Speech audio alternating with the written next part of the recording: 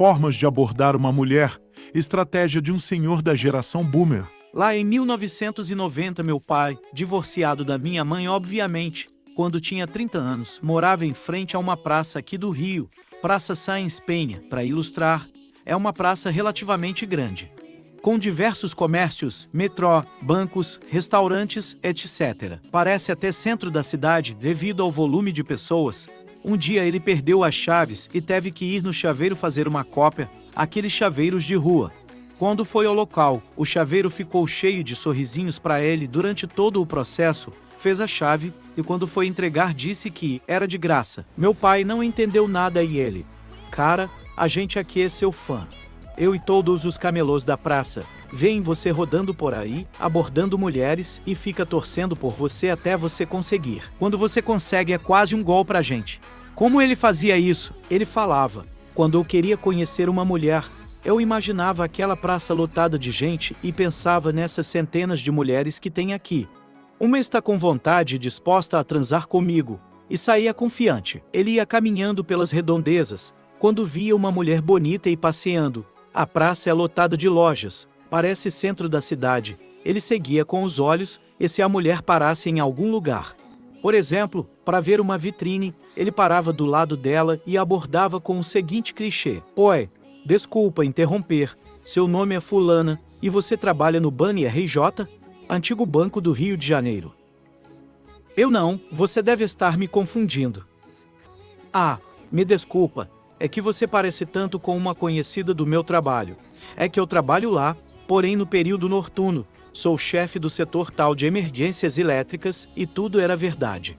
Exceto talvez conhecer a mulher." Inclusive, ele ficava usando o crachá por dentro da blusa para aparecer o cordãozinho do Banco RJ. Daí o papo evoluía para: "Então pode ser da escola, estudei em tal lugar, etc." Ele fazia isso X vezes, quando a mulher não era receptiva, era monossilábica. Ele encerrava logo de início como alguém que realmente confundiu, pedia desculpas por ter confundido e ia embora. Quando a mulher era receptiva, o diálogo evoluía até ele levar para casa dele. Ele dizia que abordava dessa forma porque, era uma forma da mulher ficar, sem saber se ele estava inventando desculpa para falar com ela ou se realmente ele tinha se confundido. 2. Era uma forma de fazer a mulher também começar a falar de si mesma. Geralmente a mulher emendava falando onde trabalhava também, etc. 3. Era uma forma dele falar que ele tinha um excelente emprego, com estabilidade, concursado. Eram tempos onde não existiam redes sociais. Era um tempo que você tinha que aprender a ter traquejo social se quisesse conseguir ficar com uma mulher bonita e apesar da taradice de solteiro dele. Ele conseguia ser bem-sucedido, numa frequência assustadora, a ponto dos camelôs da Praça Sáenz Penha virarem torcedores dele. Eu não tenho libido nem cara de pau de fazer isso no Rio, mas confesso que, quando estou viajando sozinho, lembro disso. Fico corajoso e faço parecido, só que contando que estou viajando sozinho de férias, por isso queria dicas de onde ir, passear, visitar, etc. Isso faz com que, raramente eu me mantenha sozinho.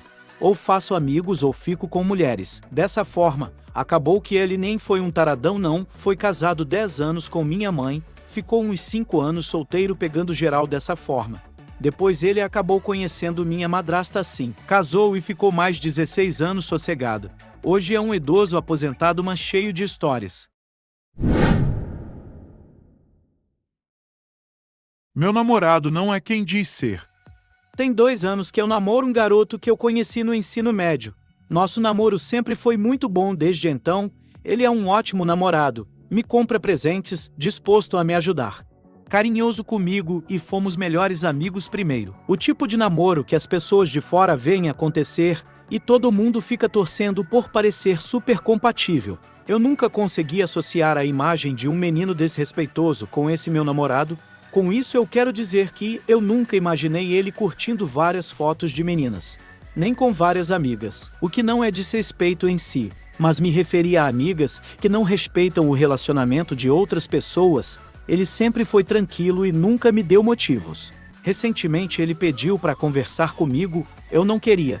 Ando passando por um período difícil na minha vida, tenho depressão crônica, Porém, eu fui mesmo assim para acabar logo com esse assunto. A questão é que ele me contou várias coisas que ele fez antes e que duraram um pouco até depois que começamos a namorar, mas que eu não sabia. Ele disse não fazer mais.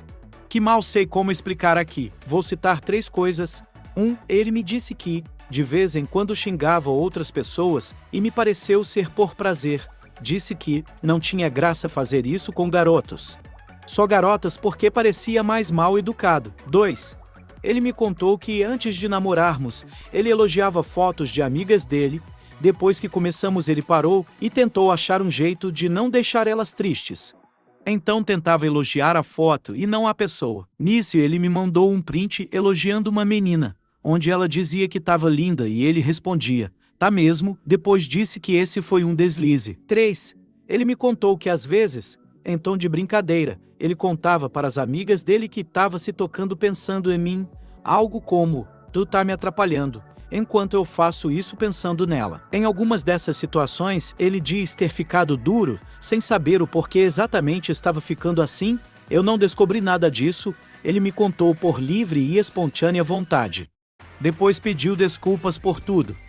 Enfim, tinham outras coisas na conversa, mas essas foram as que mais me deixaram com o pé atrás. Fiquei com um sentimento muito estranho depois disso, e não sei o que pensar sobre. Não teve traição de fato, e ele mesmo veio me contar parecendo arrependido. Porém, ainda assim me sente muito desconfortável. Já passei por relacionamentos com coisas muito piores do que isso, por isso não fiquei tão mal. Mesmo assim, não deixei de achar duvidoso, não consigo formular um veredito, principalmente por ser algo muito específico. Observação 1. Ele fez 18 anos recentemente. Ele é um garoto da igreja e eu sinto que foi privado de muita coisa durante a infância, por isso sente um prazer estranho com certas atitudes. Eu fui a primeira experiência sexual dele em toda a vida e nos nem transamos. Nada disso ele faz para outras pessoas verem. Posso falar mais sobre isso se precisar. Apenas pergunte sobre o que. Observação 2. Talvez eu apague esse post depois. Ele usa a comunidade e lógico que reconheceria a situação. Minha namorada não me deixa segui-la no Twitter. Em um primeiro momento, ela deixava que eu a seguisse. Até aí tudo bem, tinha visto algumas curtidas duvidosas. Mas nada demais. Um belo dia, ou bem mal na verdade, pergunto o motivo de um post que ela fez que ela estava reclamando da vida dela. Só havia perguntado se ela estava bem, ou se tinha acontecido algo. Mas, amigos, isso foi o maior desencadeador de eventos que poderia ter, e acabou resultando na nossa separação, pois ela, além de me bloquear, ficou reclamando do nosso relacionamento.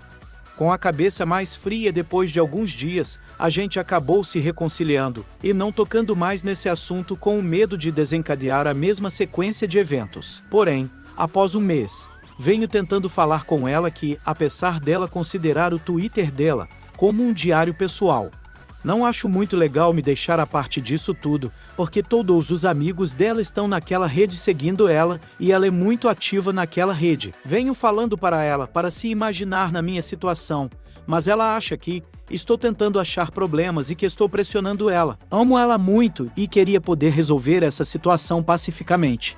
O que posso fazer? Há algo para se fazer, caro Subis?